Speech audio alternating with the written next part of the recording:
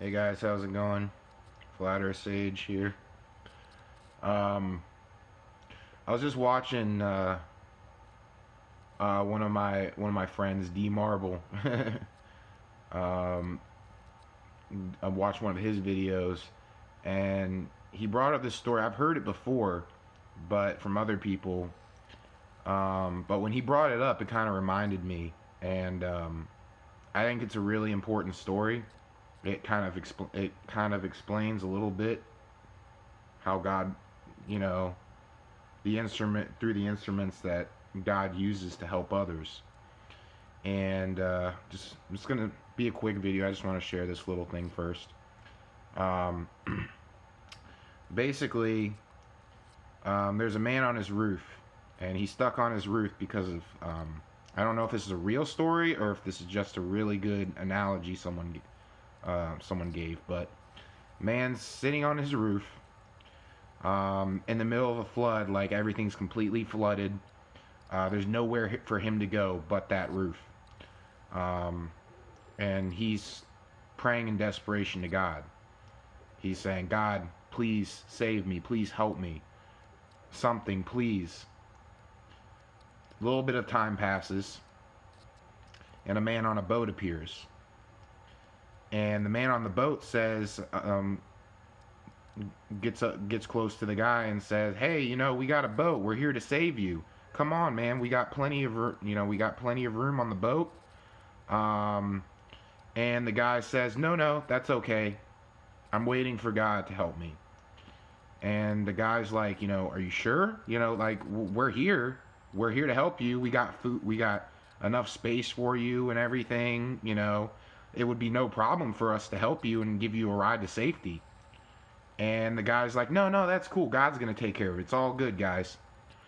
So the guy goes, "Okay."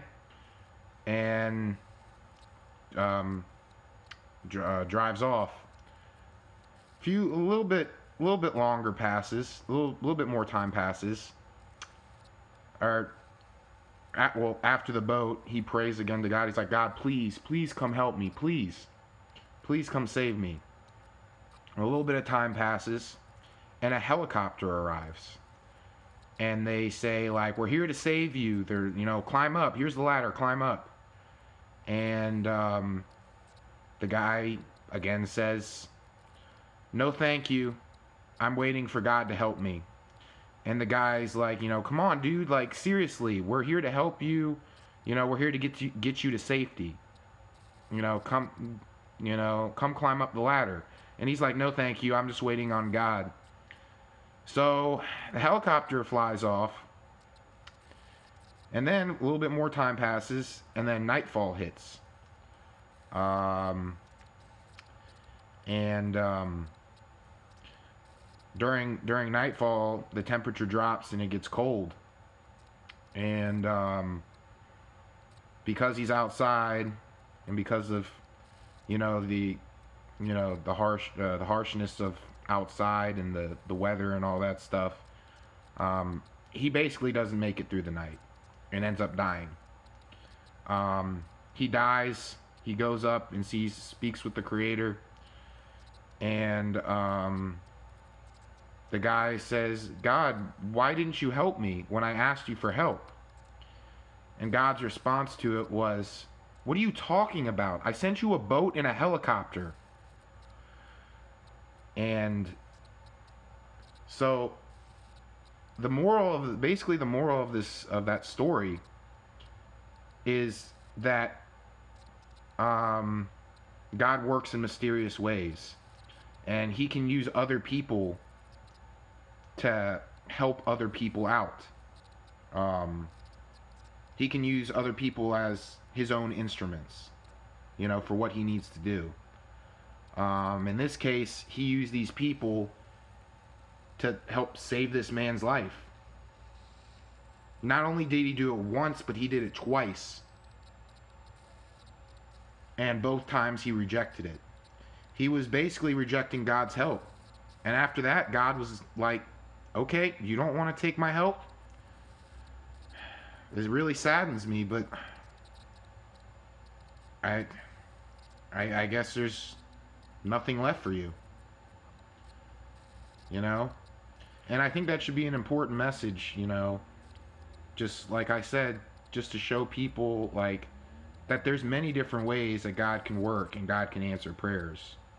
Um, you know, he has different ways of communicating. For example, when I was in Walmart, I walked down Walmart and there was this lady. I walked past the woman's clothing area.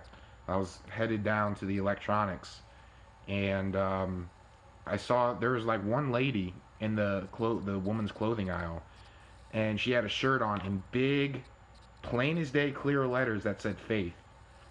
I was like, wow, that's cool.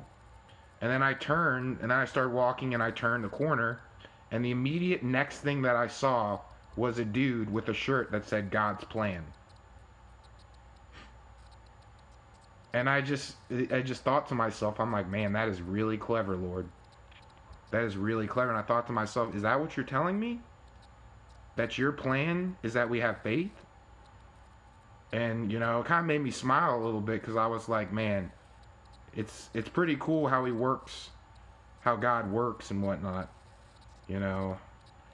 And I know we'll never be able to completely understand it, but the times and the moments when we do understand it, it's just like unbelievable. And when I thought about it a little bit, I'm like, that has to be his plan, is that we have faith. That's one of the things that Yeshua, the one they call Jesus, wanted us. He wanted us to have faith. That was one of the biggest things. That's one of the biggest things God wants of us, is that we have faith. Because through our faith, we can achieve anything. And I don't know. I thought that was kind of cool. And I really like that analogy, that story. Because like I said, it shows how God works. And it's one great example on how he works. And that whole Walmart experience was kind of interesting too. It just made me just like, when I saw that and connected both of them together, I'm like, wait, whoa, wait, what? Are you talking to me right now? And the only thing I could think of is, yes, he was talking to me.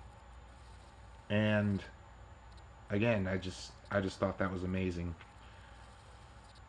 But anyway, I just wanted to share that little bit of information with you guys. I hope you guys are having a good night right now. I hope all is well with you guys. Peace and love to you guys.